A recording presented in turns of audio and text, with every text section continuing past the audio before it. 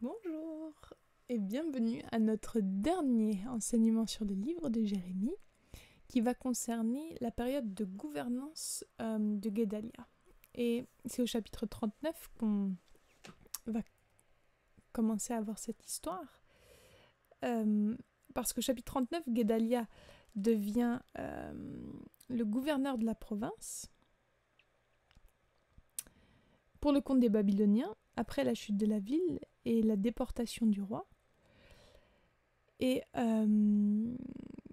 Guédalia est fils d'Ahikam, c'est-à-dire celui qui a protégé Jérémie quand l'autre prophète Uri a été exécuté au chapitre 26. Mais Guédalia, il est très rapidement assassiné par Ismaël au chapitre 40 et qui va également assassiner d'autres sympathisants des Babyloniens. Et ça va donc nous laisser avec les quelques-uns qui n'ont pas été pris en exil, qui sont dans un état de grande peur. Et on va les voir, ils sont en état de grande peur parce que l'assassinat de Guédalia, qui avait été nommé par Babylone, ça peut bien sûr être considéré comme de la rébellion. Et donc ils vont craindre les répercussions. Et on les voit au chapitre 42, aller vers le prophète Jérémie et le supplier en lui disant « Veuille accéder à notre requête. Prie l'Éternel ton Dieu pour ce reste que nous sommes. Car si nous étions nombreux et nous sommes réduits à bien peu de choses, comme tu peux le constater toi-même, que l'Éternel ton Dieu nous fasse savoir quel chemin nous devons suivre et ce que nous avons à faire. » Puis au verset 5, quand même, que l'Éternel soit contre nous un témoin véridique et fidèle si nous n'obéissons pas à tout ce que l'Éternel ton Dieu te chargera de nous dire. Que cela nous plaise ou non, nous obéirons à l'Éternel et nous te chargeons de consulter. Car nous nous en trouverons bien si nous obéissons à l'Éternel ton Dieu. Donc là, il semble qu'il s'agisse d'un peuple qui est véritablement humble et contrit. Mais, et là ça va devenir dingue, mais bon, teaser, comme on dit en anglais. 10 jours plus tard, la parole du Seigneur vient à Jérémie. Alors, petite parenthèse, ça aussi, je trouve ça génial, 10 jours.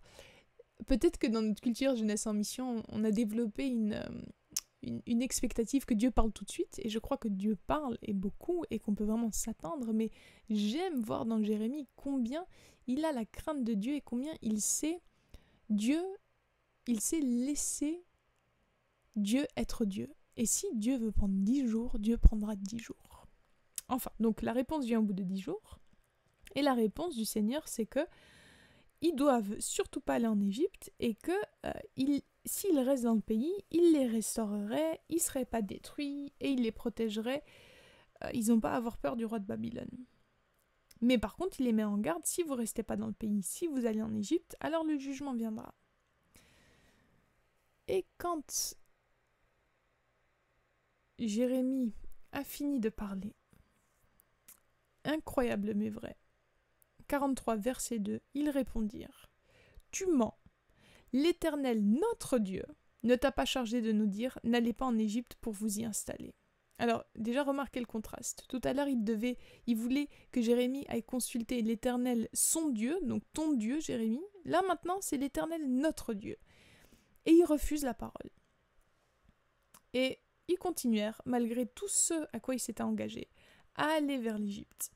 Et ils prirent ou prennent avec eux Jérémie et Baruch. Moi, je n'arrive pas à imaginer un peuple plus obstiné et rebelle. Après tout ce qu'ils ont vu, après combien ils ont pu tester la véracité de la prophétie de Jérémie, c'est ça qui fait qu'ils vont vers Jérémie pour le consulter. Leur cœur reste endurci. Et ensuite, au chapitre 44, on a un jugement envers cette communauté qui s'est réfugiée en Égypte pour leur idolâtrie persistante. Quand on y pense, c'est même étonnant que Jérémie prenne encore la peine de leur parler, parce qu'ils ont prouvé au-delà du raisonnable combien ils méprisent Dieu. Et le simple fait qu'ils puissent encore recevoir des paroles de Dieu, même si c'est des paroles de jugement, ça montre que Jérémie continue fidèlement son ministère, peu importe les fruits. Et au verset 15, on a la description, comme au chapitre 7, de familles entières qui adorent ensemble Ishtar, qui est la reine, une reine qu'ils appellent la reine du ciel. Et ils répondent à Jérémie, on est déterminés à faire nos offrandes à cette reine parce que quand nous le faisions, tout se passait bien. Mais c'est depuis que nous avons cessé que ça se passe mal pour nous. Et là, c'est juste, mais l'apogée de combien leur vision est tordue et corrompue. Même avec tout ce que Jérémie a pu leur dire, ils n'écoutent pas. Et ça nous fait arriver au dernier chapitre, qui est un post-scriptum, PS, et qui ressemble à celui des rois, mais avec quelques ajouts, des détails spécifiques concernant le temple, pourquoi il a été détruit, pourquoi les trésors ont pris en exil, et une liste du nombre des gens qui ont été déportés.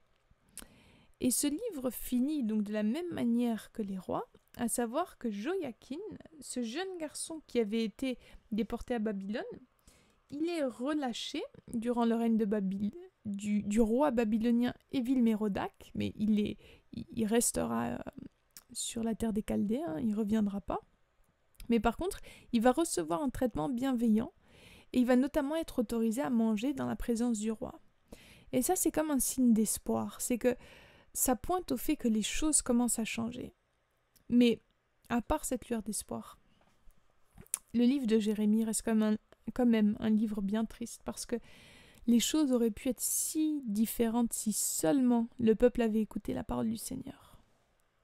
Mais c'est aussi un livre qui contient quand même d'autres lueurs d'espoir, et en particulier les chapitres 30 à 32. Un espoir pour un jour où le sort du peuple allait être restauré. Et puis, même plus lointain, où il allait élever sa branche, ce fils de David, qui serait un bon berger qui prendrait soin du troupeau. Donc il y avait de l'espoir pour le futur.